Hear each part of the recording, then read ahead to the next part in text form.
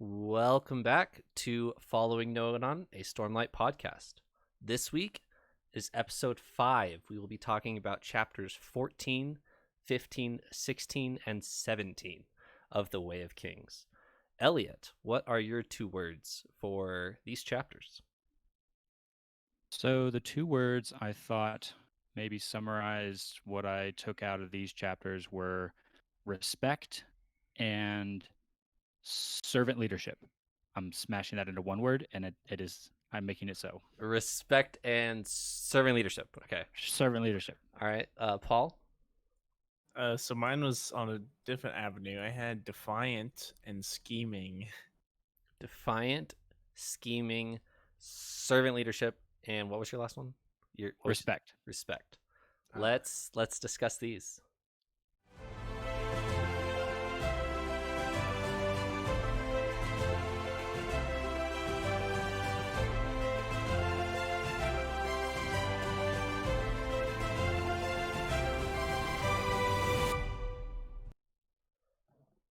All right. Let's talk about chapter 14 and 17 kind of together because they're both Kaladin chapters. Um Elliot, you want to explain your 2 words before we jump into that? Sure. So I felt a big part of, especially the Kaladin chapters here, were about Kaladin figuring out how to earn the respect of his bridgemen. He's decided that he's gonna put some effort into this. He's not gonna give up. He's gonna try and save these men and do the best that he can. But he quickly realizes that he can't do much for them if he doesn't have their respect. And so that's something he has to figure out how to earn. And then servant leadership, servant leadership, one word. I'm going to laugh every I, time I you say pulled of course. it.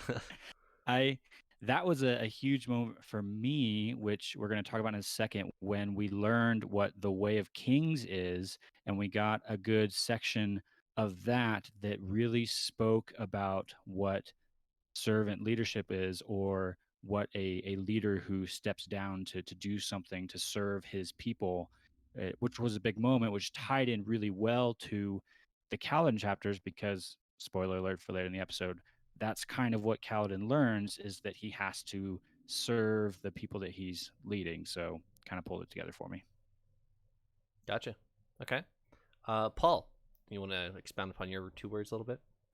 Sure can. So typically I'm the one with the nice words, and Elliot's are all about This is true. yeah. So it's really swapped around here. But so the first one I had was defiant, and kind of looking at the Kaladin chapters, uh, he's taking a very different approach to things that to being a bridgeman that other leaders in the bridge crews have not before. It's defiant, not in a anarchical way, however you say that way, but in more of like a super different approach. He's actually trying to make something of this situation rather than just, oh, I'm at the lowest of lows. Yeah. Uh, this sucks. He's trying to do something, I guess. And scheming is kind of more with the Dalinar and Sadius chapters, because they both seem to not quite trust each other. There's a lot of mistrust going on there and a lot of uncertainty. So that was mostly why I came up with scheming. Okay. Let's discuss the Kaladin chapters first with chapter 14. Chapter 16 is a flashback chapter. We can refer into this one too, and then chapter 17. Um Elliot, you have some notes about Syl. You want to talk to me about Syl for a little bit? Yeah, so we're learning a little bit more, just a little bit more about Syl. We're getting pieces and pieces a little bit as she's growing, but what I picked up on here in chapter 14 is she's really starting to develop and starting to wrestle with more mature concepts. And so I'm now comparing in my mind Syl to a small child, almost, that's coming across things that aren't quite as merry and happy as they are when she was younger, I'll say. Now she's starting to figure out things like sarcasm and death and lying, and she's trying to kind of talk to Kaladin and understand these things. Why do men lie? Why do they die? These kinds of challenges. And there was a funny little bit in there too where she learns what sarcasm is, and then Kaladin has this little moment where he's like, "Oh, that's ominous. She's going to be using that in the future. Great." Yep. So I chuckled at that one, but she's definitely developing and almost in this rapid cramming as much or getting exposed to a whole lot at all at once kind of thing. Yeah, it's funny when you said when she was younger, like last night in the Right, book like in a the couple book. days ago. Yeah, two days previous when she was so much younger. But yeah, she really is beginning to have coherent thoughts, whereas in the beginning she was very very windspread of just Yeah, exactly. floating around, not caring. This development with Syl is one of my favorite things so far because it's always so innocent and so like so naive that it's like hilarious. Like you said, like a very small child, they're like, "What does this mean?" And it's really funny to me, just like a basic concept, like learning, unfortunately, what death is and such like that. But I always enjoy the conversations with Syl. She has a funny moment in chapter 17 too. I'll jump ahead to chapter 17 a little bit. Kaladin is going to the apothecary to try and to get some supplies that he needs, and the apothecary is trying to sell him different things, and he tries to sell him a love potion. And as he's describing the love potion, Syl's like, "Oh, that would be handy. You should give that to Gaz." Yeah. And Kaladin's like, "No, that's not what you think it is." That That's was Yeah. pretty funny not too. what that means. Still, don't worry about it. Exactly. You should give it to Gaz. Yeah. That's Right actually thought, but no. Well, in this scene, I want to highlight the audiobook because Michael Kramer does a fantastic job with the apothecary. And the apothecary walks in, and he's supposed to be all feeble and not. He's supposed to appear like an old man to kind of Yeah. scam people that come in and not know what they're talking about. And then when Kaladin confesses that he's the son of a surgeon, he kind of straightens up and talks all business with him. Michael Kramer does such a good job with this. He's like, oh, you want a love potion? And then when Kaladin's like, no, I need this and this and this, and then Michael Kramer's like, oh, bandages, you said. He like completely changes characters, and it's so believable. He's actually so good. That's cool. Those are definitely elements that I miss out just reading the book. I have to read into some of those scenes myself, but I'll have to check out the audiobook at some point because those do sound like fun scenes. There is stuff that you miss that's in the audiobook, like maybe proper pronunciations, which we'll maybe get into later. But uh-oh. There's some big ones. There's also some things that you get in the book, like the art, that we'll also get into later, that Paul doesn't get to experience, and I didn't get to experience my first time. So unfortunate. But I guess the big picture, I do actually want to talk about the apothecary more in a little bit because I have some interesting thoughts on that, kind of some hidden things that I think help develop the world here. But on I guess the main topic of Kaladin here. So in this first chapter that we're looking at, chapter 14, it's right after he's decided that he's not going to give up his life. He's not gonna. He's taking this matter into his own hands. We talked about how the old Kaladin died back at the Honor Chasm and such. But he comes back, and it's just all about hard work and discipline. He's leading this bridge now, and like you said, with servant leadership, he's working to try to gain the respect of his bridge crew. And he definitely is having a hard time doing that. It's a hard group to motivate. Um, uh, but what do y'all think? I guess about his methods of doing this. He's very much. We have listed that it's kind of like a coach athlete mindset and such, and he's very much like trying to get down and dirty in training and not looking at the small amount of time that they have to rest as like, oh good, we get to rest, but as an opportunity to get stronger. So I put this in the outline. I'm a coach, and I've also been an athlete in the past. So this when Kaladin picks up the plank in chapter 14 and walks back and forth with it, and it is expecting the same from his bridgemen, or hoping the same of his bridgemen, that they'll join him and try to better themselves. It's very much an athlete's mindset, that you're working yourself, you're working your mind, you're working your body for the sake of getting better. But he needs to find a way to motivate the bridgemen because they've already given up. They don't see a reason to try to better themselves or try to work to stay alive, because they don't see a reason why to. They're already a bridgeman for what they assume to be for life. You can't ever get out. I'm going to die here, so might as well sit and mope for the rest of my life, because there's actually no reason to work for it. But Kaladin has decided that he's going to work until he dies, basically, or until he finds a way out. And he wants the same for his bridgemen, but he can't figure out a way to do that yet. He needs to be able to motivate them to work with him. And also, this kind of ties into another aspect here, is he's having trouble disciplining them. He can't discipline them for not listening to him because he can't do anything. Like, there's nothing he can do besides physically beat them up, which he does do to Moash at the beginning of chapter 14. But there's nothing he can't punish them in any way. He can't send them to the bridge crews. They're already in the bridge crews. Bridge, right? The bridge floor is the worst, and they don't have any like physical possessions really to confiscate it. I think that's actually kind of funny. Like, what do you do whenever there's nothing to be taken? Right. He has to. How do you threaten someone? So, as opposed to a normal soldier where you would discipline them when they're disobedient, instead he has to find ways to motivate them for them to want to work with him instead of the classic way of doing it.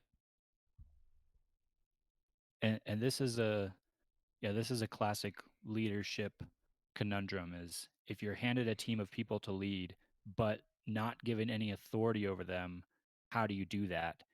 And that tied into my word and my thoughts for this section of respect. Of Kaladin learns quickly that he can't, like we just said, punish them. He can't force them to do what they need to do. It's in their benefit for them to listen to them, but they've given up at this point. So he has to learn a different way. He has to figure out a different way to earn their respect.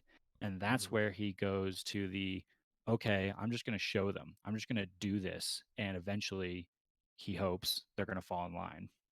Right. There's a quote in chapter 14 about authority, which I want to read. Is this the Gaz quote? I almost read this. It's Kaladin talking to Syl with kind of Gaz there. I'll just read it. You don't have authority, Gaz called. You're not some squad leader on the field. You're a storming bridgeman. You hear me? You can't have authority without a rank. Kaladin left the alleyway behind. He's wrong. Syl walked around to hang in front of his face, hovering there while he moved. She cocked her head at him. Authority doesn't come from a rank, Kaladin said, fingering the spheres in his pocket. Where does it come from? From the men who give it to you. That's the only way to get it. He needs to have earn it. Yes, he needs to have the bridgeman give him the authority that when he was in the army, he already had this authority. He didn't need to earn it, but he is literally starting from base zero with these bridgemen. Yeah, and so with the whole, I actually think servant leadership was an excellent word. That servant leadership. Servant leadership. The one word, yeah, it's a good one word. Single word explanation.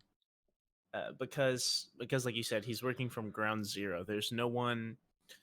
Gaz, even if Gaz said like something to endorse Kaladin, I don't think it would make that big of a difference. It really has to come from those who are being led. But yeah, and the only way he can really do that is by earning it, just earning it through work and support and such. And so a lot of the Kaladin moments here are kind of him trying, like later we talked about the situation with the apothecary. He goes there because he's trying to get supplies to help, almost tend to his Bridgeman and such, and kind of I feel like he's almost going for the I scratch your back, you scratch mine approach, in a way. He's trying to help them, and so in turn they will, you know, be willing to stick their neck out a little for him and work together. There's between the part 1 and this chapter 14 here, Kaladin has certainly regained his pride, and I want to read 2 quotes, one on 217 from chapter 14. Those stares, stunned and hostile though they were part of what kept Kaladin going. He also ran to work out his frustrations, that boiling, churning pot of anger within him. That's him carrying the plank back and forth in front of the Bridgeman. And then in page 264 for me, which is chapter 17, they're on the bridge run, and they just put their bridge down at the first chasm, the one that doesn't have the permanent bridges, and he's about to collapse with the rest of the Bridgemen, and he says to himself, "No," he thought, steadying himself. "No, I stand." It was a foolish gesture. The other Bridgemen barely paid him any heed. One man, Moash, even swore at him. But now that Kaladin had made the decision, he stubbornly stuck to it, clasping his hands behind his back and falling into parade rest while watching the army cross. He's almost too prideful, actually. He's found this spark of life within himself, and now he thinks I think he thinks he's better than everyone else because he thinks this, that he's willing to fight for himself and nobody else is, and therefore he's willing to stand even though there's no real reason to. He's going to do it anyway because he's prideful. It reminds me of, there's always that one kid, right? If you, I don't know, high school gym class or whatever, camp, something like that, there's always like everyone's resting and there's always the one kid who's like, "Come on guys, let's go." And I feel like Kaladin is that person in these situations. He's like, there's no rest, like let's just keep going guys, like let's get stronger, let's do all this stuff. And I think it's kind of a funny depiction, but I can definitely see the pride in that too. I feel like he's better and he knows it. He kind of not in. I never really got a prideful, like a sense of that in like while reading it myself. But I can see that, he does almost feel like he's cut from a different cloth, I guess, as these other Bridgemen. He's there for different reasons and such. So it's interesting. I think I definitely get the pride as well, but I think I read it more as defiance than pride. Sure. Of more of he's awakened this determination in him. He's going to do this no matter what, and he's kind of manifesting that as, I'm going to defy against all of this, and maybe a little bit of defiance against the other Bridgemen of, I'm going to stand up and be better than you guys, which I think there's a bit of pride there too, but I think defiance was the biggest part that I saw. Yeah, absolutely. I certainly think he nets positive. It's better than not caring at all. Yeah. But yeah, I do think there's a negative side to it. It's good because that was one of my 2 words, defiant. I guess I hit the nail on the head there. So one of my personal favorite parts, kind of moving along. Well, actually, staying on Kaladin, I wanted to talk about the apothecary a little bit. Okay. So I think it's funny that all these kind of shop owner type characters we've met, I'd say like the bookkeeper from the Shalon chapters, the bookstore owner, as well as the apothecary, they always assume that the person coming in is like doesn't know what they're talking about, doesn't know what's going on. It's always, are you looking for some like romance novel, or do you want a love potion? Is that why you came to me? And stuff. It's Right. always like something like that. And then whenever the person like shows that, I don't know, they're not shallow, like, or they're there for a legitimate reason. They kind of like straighten up and Yep. uh, and I don't know if that was kind of to show that maybe they do deal with a ton of people who just come in and are like really surface value. They come in and they're like, "Oh, Mr. Apothecary, will you like make this person fall in love with me or something?" Do they? I wonder if they like kind of a glimpse that maybe they deal with a lot of um like maybe they went to this kind of like profession and they almost seem like a little weary of maybe the people they deal with. I could be totally off on that, but I mean, maybe just a thought on. I don't know. Maybe it's not a super deep. The people aren't super The deep in thought. I don't know. Not yeah, well versed. the, the But the shopkeepers that we've met so far, the book shopkeeper back in the Shalon chapter, and now the apothecary are definitely not out to help anyone for sure. They're definitely looking to make a buck where they can definitely. mhm, yeah, They don't have much honor. Just Nope. just that's thought I'd true. They thought are I'd throw that random word out. It's not the theme of the entire thing. true. So there's another part of that apothecary scene that I want to point out that I'm going to come back to later. When he goes to try and pay that apothecary, he pulls out his spheres, right? His spheres that Gaz gave him earlier. We saw the scene where Gaz gave them to him and they were glowing with Stormlight, but he pulls them out of his pocket to hand to the apothecary and they're not glowing anymore, which I definitely noted. I was as suspicious. That seems odd to me. I'm going to come back to that in a second because there's another example of that again, but I noted that in this scene.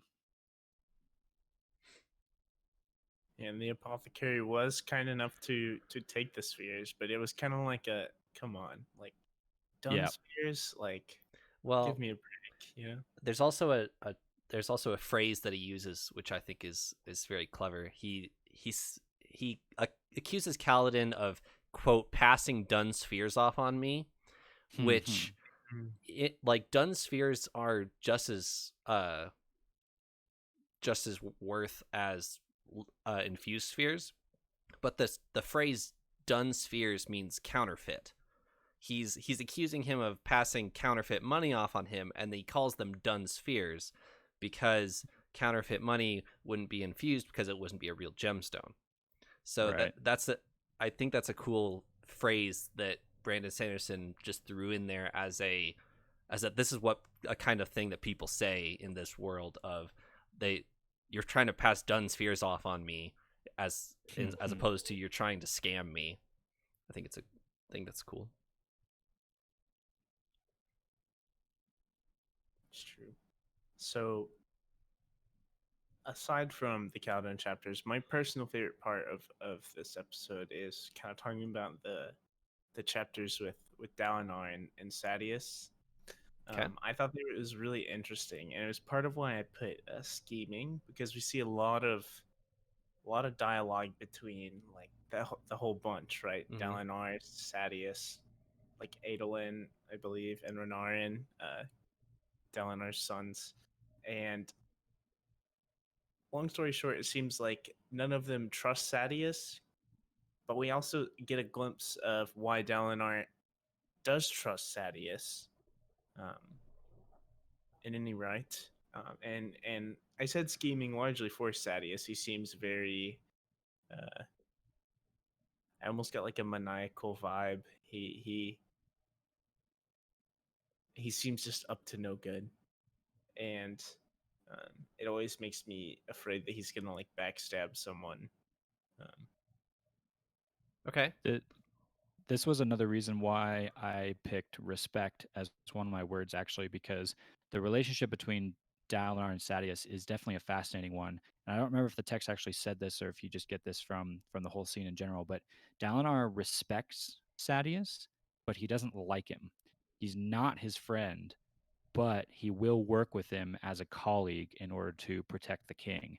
And so he schemes with him, but he doesn't trust him. And I definitely don't trust him either. Right.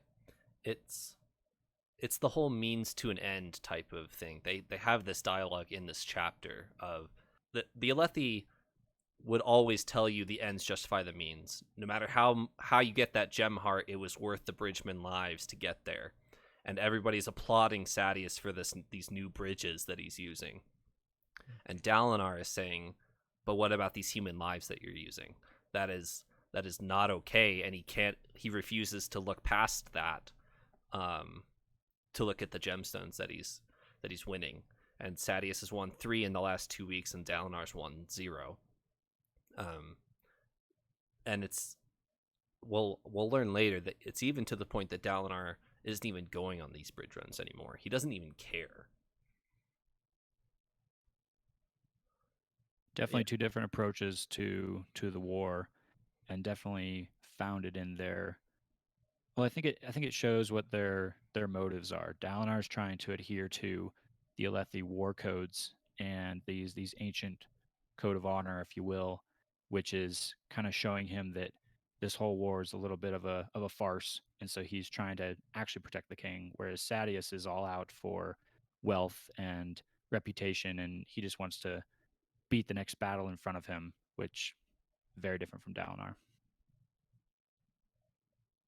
Speaking of these Alethi war codes, we learn what the Way of Kings is in this section, and Dalinar and Adolin have this little conversation of Gavilar's dying words and how he referenced the Way of Kings. And Adolin is very surprised to hear that Gavilar wrote, as Dalinar and Sadeas and everyone who knows about them assume that Gavilar wrote. We as the reader know that he didn't write them. Szeth is actually the one who wrote them. However, everybody thinks that Gavilar wrote them, which is a big deal because men don't write in foreign culture. You have to be an ardent or a woman to write in foreign culture. Which I originally took when we first learned that as kind of a they mostly don't write, but the reaction I'm getting off of this is much more of a strong, oh my gosh, he could write. They're all shocked. Yep. As no, men don't write at all. It's very much a sacrilegious. They do not read or write at all. They can read glyphs, which are like kind of picture paintings. Yeah. But they don't read text or write text ever. So I was super excited to learn what the Way of Kings is, the title of the book, and we finally understand that it's an actual book in this universe that we're reading about. And I had a very meta in air quotes moment, because I realized that we're standing here reading Way of Kings and talking about it, and Dalinar and Adolin are standing there reading and talking about Way of Kings. And even more than that, like Paul, you're listening to the audiobook. Well, so is Dalinar. Dalinar can't read, so he's having it read to him. He even mentions like listening to the Way of Kings, and I'm sitting here like, wait, that's what we're doing. We're reading and we're listening to the Way of Kings. It was a very, I don't know, odd meta experience there. We're watching someone. But I did think, yeah. But I did think that the quote that they mentioned at the end of chapter 15, where Dalinar kind of quotes in his mind from the Way of Kings, was really good and really encapsulated my thoughts on servant leadership and respect. So I'll go ahead and I'll read that. It's a little lengthy, but it's good. So bear with me for a second. I once saw a spindly man carrying a stone larger than his head upon his back. He stumbled beneath the weight, shirtless under the sun, wearing only a loincloth. He tottered down a busy thoroughfare. People made way for him, but not because they sympathized with him, but because they feared the momentum of his steps. You dare not impede one such as this. The monarch is like this man, stumbling along, the weight of a kingdom on his shoulders. Many give way before him, but so few are willing to step in and help carry the stone. They do not wish to attach themselves to the work, lest they contend themselves to a life full of extra burdens. I left my carriage that day and took up the stone, lifting it for the man. I believe my guards were embarrassed. One can ignore a poor, shirtless wretch doing such labor, but none ignore a king sharing the load. Perhaps we should switch places more often.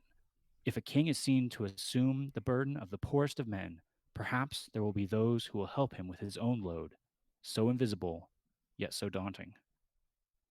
I thought that was super deep about the weight of leadership and the act of stepping in and helping someone, and what that says about leadership was big, not only for the Dalinar story, but also relates directly to the Kaladin story, I think, with where he's at.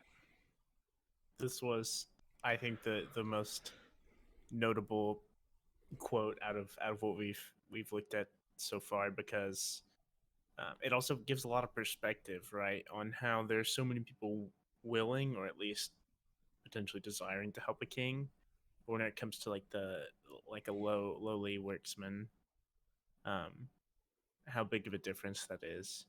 And I think those are like a really good lesson. And was that like an actual, like, supposedly like a quote from the Way of Kings Correct. that Dalinar is reading, which I also think is cool. And so it kind of shows some more perspective on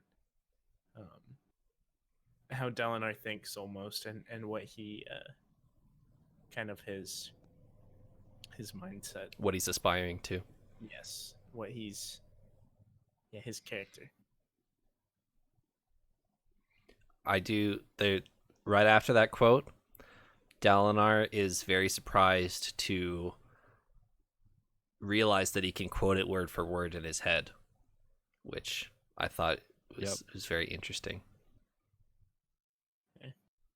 Must have heard it read several times to have it memorized.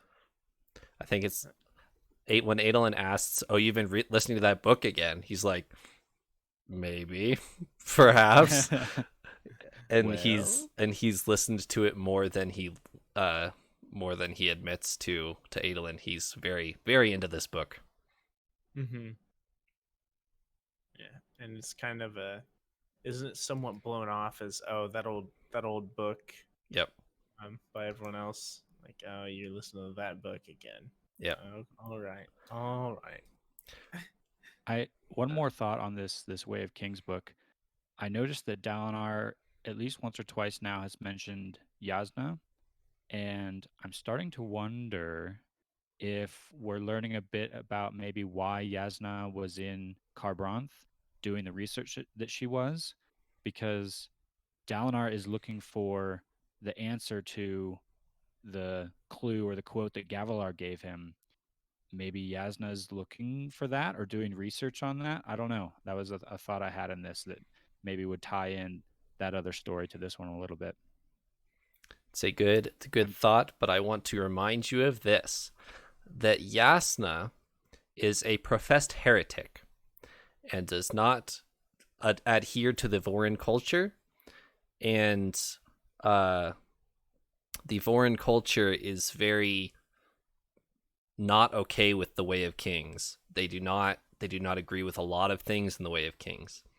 So the fact that Dalinar is interested in the Way of Kings and Jasnah is a professed heretic, we don't know why yet, or about what specifically. We just know she's not a part of the Vorin Church. It's something to think about. Yes, interesting. I didn't think about that. I'm going to have to reconsider my theory. I would like to highlight this chapter 16, this Kaladin flashback chapter, and it references Kaladin's depression multiple times in this chapter. It explains it in multiple different ways, and it's from Kaladin's perspective, and he's trying to reconcile it to himself. He doesn't know why he's, quote, spontaneously melancholy. And reading between the lines, I feel like he's had conversations with his father about this, and his father doesn't understand. His father's a very science guy. He's a surgeon, and he's going to explain all the science of adolescence and growing up and getting feelings for girls and all that type of thing, but he's not going to explain how or why it happens. And so when he feels his depression sweep over him, and it's a black eel coiled inside of him, as the book says, or a strange blanket of melancholy smothers him unexpectedly. He's trying to figure out why this is happening, and his father hasn't given him any clues. I don't think he just doesn't understand the depression part of it. He understands the feelings for Laurel that he's getting, but he doesn't understand the melancholy. I think this is a pretty realistic like depiction, right? It's like the like he Liren is Kaladin's father, and he knows that growing up, Kaladin's just gonna face a lot of emotional days, bad days, good days, and such. And so he takes a very like realistic approach to everything, and he talks. It kind of mentions that a lot. He's kind of a, I don't know, realistic. Take a step back and look at the picture thing. We've seen that with even his like philosophy on there are those who save lives rather than take lives. It's not a standard approach, I guess, in this world, but it's a pretty like holistic approach, and I feel like that's kind of how it is with his relationship with Kaladin, in that he knows that there's going to be these problems, so he kind of addresses it, but I guess he doesn't take it too seriously. He almost takes everything with a grain of salt. Makes sense. As an engineer myself, I definitely relate to Liren a bit with the very black and white and very scientific approach to everything. And like you said, Trevor, he's going to explain the facts to Kaladin, but not necessarily the how to deal with it. And yeah, Paul, I think you're touching on the fact that Kaladin feels a little bit lost there. I think maybe he's not quite getting the guidance maybe that he wants or needs. But I think that leaves me asking an interesting question here. Where is Kaladin's mother? Have we heard a reference of her yet? I don't recall that we have. We've I'm heard curious. one reference. We don't know her name yet. We have heard one reference to his mother, and quote, she put great stock in glyph wards, unquote. That is the only reference we've had, which was a couple chapters ago, and Liren chided her for clinging on to superstition. That is all we've heard of Kaladin's mother so far. Interesting. I did not actually remember that, but that's an excellent point. So I want to go back to the depression real quick, because I do think this is turning into a fascinating aspect of Kaladin's character, and as we mentioned a second ago, a very relatable, a very real aspect to a fictional character. And I've had a lot of discussions with some of my friends who struggle with this depression and trying to figure out how to understand how depression works and how to help someone who's going through that moment. And I really appreciated the description of depression as the black eel coiled inside. I mean, Kaladin, his depression it's a creature that lives in his mind that he knows is there, and he doesn't know when it's going to strike or when it's going to come, but it's always just kind of in the back of his mind, sitting there waiting for it.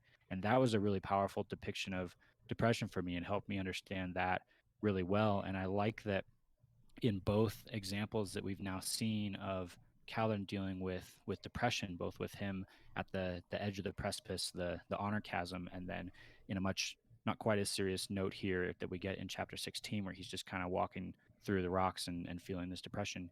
It's just a simple act of kindness that snaps him out of it. It's Syl bringing him that leaf that she can barely carry, and it's Tien, his brother, just handing him a rock that is not important at all. It's just a useless little rock, but just that act of kindness is enough to lift Kaladin out of that. And that's a cool little lesson for me to learn right there about how to help someone with depression, which I thought was really cool. I'll bet Kaladin would have listened to NF. Sorry, it came to mind and I couldn't resist not mentioning it. I'll bet he would have listened to NF. Yeah, he seems like the type. Yep. Kaladin's just got an NF album in his bag. Yep. It does Yep. show that it's not so much of what he's given or what he has, but that there's someone there for him or someone there supporting Yeah. him that wants him to do well, or at least just cares of them or cares for him. Mhm. Like we said, the leaf was still obviously it was a poisonous leaf, and it was really ironic. But just she cared enough um, to do something in an attempt to help him, and with Tien, he's showing him this like cool rock, and it's just kind of these like simple interactions that show Kaladin that maybe things aren't as bad as he thought and stuff. I think that's a really awesome. It's really Yeah. good moments. I totally agree. At the end of this chapter 16, this is a plot or a plot point that would like to highlight. Bright Lord Wistio, who is Laurel's father, dies at the end of the chapter and leaves Kaladin specifically a huge goblet of spheres in order for him to go to Carbronth to learn to be a surgeon. And he's very torn at this. He's obviously honored, but he now has he has this opportunity to go to Carbronth, which part of him wants, but he also still hasn't decided whether he wants to be a soldier yet or not. And now his choice is ripped from him, and he doesn't know how to feel about it at the end of the chapter. It's true. It's during this time where he's like, I'm gonna go be a soldier and earn points of valor and all this cool stuff, and he's gonna become a shard bearer, and kind of these hopes and dreams almost. And then there's his dad saying he should be a surgeon and such, and even didn't even say that Laurel like wanted him to go be a soldier. So yeah, there's a lot of external forces and internal forces trying. He can't decide and such. So It's interesting though. The chapter ends with that moment where Kaladin's kind of like, "Oh man, my choice just got made for me. I guess I have to go become a surgeon." But as far as we know from the present time Kaladin, that didn't actually happen. So now I'm really curious what happens between where we're at in Flashback Kaladin and where we're at in current Kaladin that causes him not to go and become a surgeon. Because as far as I can tell, that didn't actually happen. So now I'm really curious. I need answers. that's true. I kind of just assumed he went and didn't think enough about it, I guess. But yeah, I mean, I guess we don't know for sure that he didn't go, but just from what I think we've seen in the present day chapters, I'm inferring, I'm guessing that he didn't go. But I don't know. because it I talked. really want to. He had his time as like serving in the army, right? Serving in the military. Yeah, So we know he did become a soldier, and he was pretty good at it. As far right. as now, so If this helps you at all, they weren't going to let Kaladin go to Carbronth until he was 16 or until his 16th weeping, which weepings are once a year. And at the current time, he's 19 and he's spent 4 years in the army so far. how old is he in the flashback chapters? Interesting. Like 12 or something. I believe he's 13, 14. Okay. But yeah, all of that is known information. I'm 100% sure.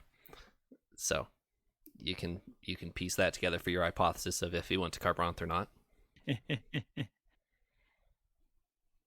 So on the topic of Kaladin, I want to circle back to something I mentioned earlier.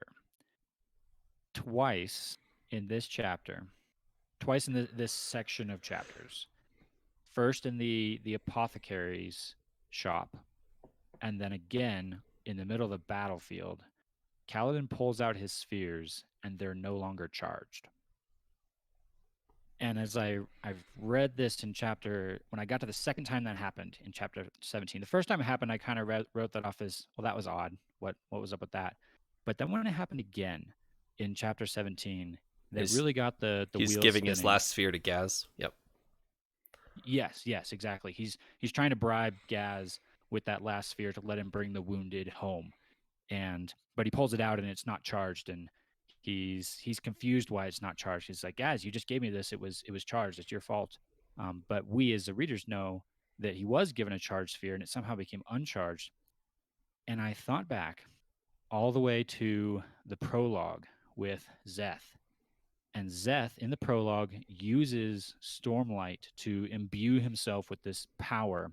And then I think even in the interlude chapter we had Szeth, he makes a comment about as they're about to get mugged, or as he's in the process of getting mugged, or his master there, he thinks to himself, "Oh, there's Stormlight in his spheres that I could use." I wonder if Kaladin has just accidentally used the Stormlight in these spheres to help him perform the incredibly arduous task that he's doing. I don't have any more evidence for this, but now I really want this to be the case, that Kaladin has somehow accidentally used this power that so far only Szeth has used. I'm smiling. Really I'm smiling at true. Paul's reaction. Paul's reaction to this is that's something I had not thought of. Paul's really light bulb as you were explaining, just like what? It did. I'm not gonna lie, that because I just blew it off as, okay, that's about, a charged sphere lasts about a day or two. I mean, that was what I was thinking. I was like, okay, Gaz just did a lame job, Yeah. charging these spheres. But that's a really interesting thing, and there's kind of this allusion towards Kaladin has this great luck and such. And so he's, maybe there's more going on behind the scenes. I was just like, oh, he's the protagonist. Protagonists don't die, Right. I really like that, Elliot. Thank you so much.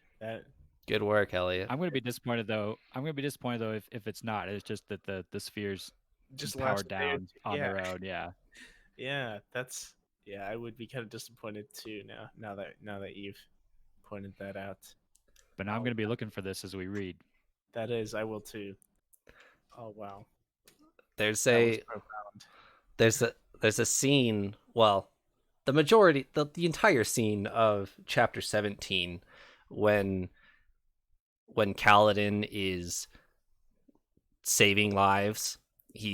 They've set their bridge. They're all hiding under this rock, him and Rock and the rest of them.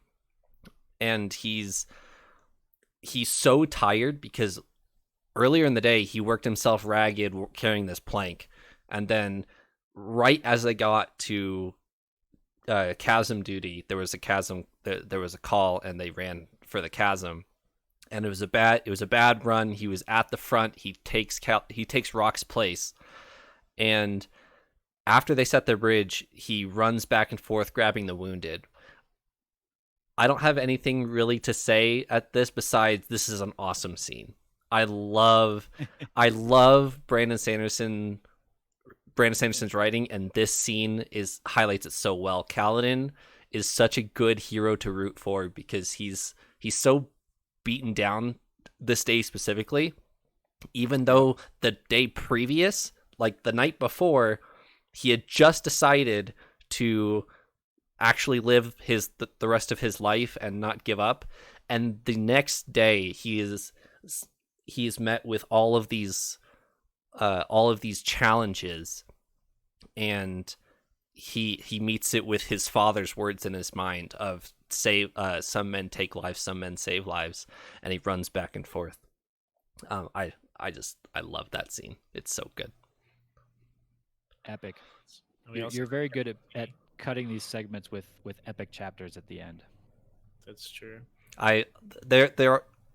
It's kind of worked out. We stretched one episode for 5 chapters, but I have deliberately cut these in these chunks because there are nice arcs in here.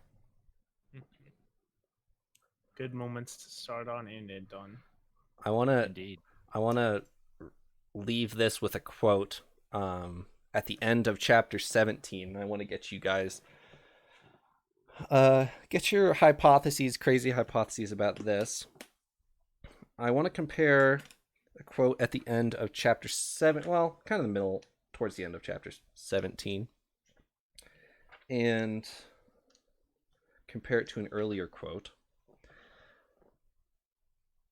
This is when Kaladin has just run and grabbed Gaddle from the battlefield, and it says, Gaddle spit up blood, coughing. They break the land itself, he hissed, eyes wild. They want it, but in their rage they will destroy it. Like the jealous man burns his rich things rather than let them be taken by his enemies. They come. He gasped, and then he fell still. Think about that for a second as I flip to at the beginning of chapter 7. This is the intro piece before the actual chapter, and it says, they are a flame, they burn, they bring the darkness when they come, and so all you can see is that their skin is a flame, burn, burn, burn. Collected on Palashev, 1172, 21 seconds pre-deaths. The subject was a baker's apprentice. Without me saying anything, do you guys have any predictions on what's happening?